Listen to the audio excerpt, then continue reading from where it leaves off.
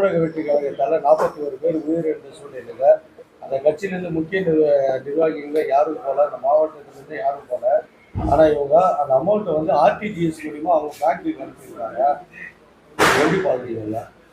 எப்படி பார்க்குறாங்க? அவங்க மெத்தட் அது. ஏன்னா பாதிக்கப்பட்டு பறி போனது வந்து உயிர் விலைமடிக்க முடியாத ஒன்று. அதை நேரில் போய் சந்திச்சு இல்லைன்னா ஒரு இடத்துக்கு வர வச்சாச்சு அவங்க பண்ணிடலாம். இதெல்லாம் நீங்கள் அவரை கேட்கணும். என்னென்ன நான் போகிறதுக்கு நான் என்ன பண்ணுவேன்?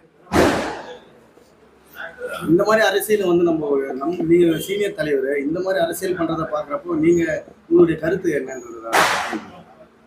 என்னுடைய கருத்து இது. அவங்க கட்சிக்கு எது செய்து நல்லா இருக்கோ, எது வின்னிங் சான்ஸ் கொடுக்குறது அவங்க டிசைட் பண்ண வேண்டியது. இப்போ அவங்க இந்த ஒரு அந்த 41 ரூபாய் செத்து போயிட்டா எல்லோரும் அவர் மேலே தான் சார்ஜ் பண்ணுறாங்க. அவர் தான் அதுக்கு பதில் கொடுக்கணும். நான் அவரும் பதில் கொடுக்குறதுனா இன்றைக்கி எல்லா வெளியில் வராமல் உட்காந்துக்கிட்டு இருக்காரு. அது எந்த அளவுக்கு அவருக்கு பலன் கொடுக்கணும்னு எனக்கு தெரியலை. ஏன்னா லேட்டான ஆறுன கஞ்சின்னு சொல்லுவான் ஊரில், அது மாதிரி போயிடும். அதுக்குள்ளே அவங்களுக்கே மனம் தெரிஞ்சிடும். அதுக்குள்ள துக்கத்தை மறந்துடுவாங்க. இப்படி பல பிரச்சனைகள் இருக்கு. அதையெல்லாம் எண்ணி பார்க்கக்கூடிய அரசியல் சாதுரியம் அவர் இருக்கான்னு எனக்கு தெரியாது.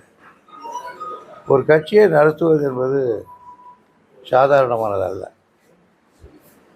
கட்சியை நடத்துகிற தலைவருக்கு முகத்தில் 2 கண் இல்லை, உடம்பு பூரா கண்ணாக இருக்கணும். மூளை உடம்பு பூரா சிந்திக்கிற திறன் இருக்கணும்.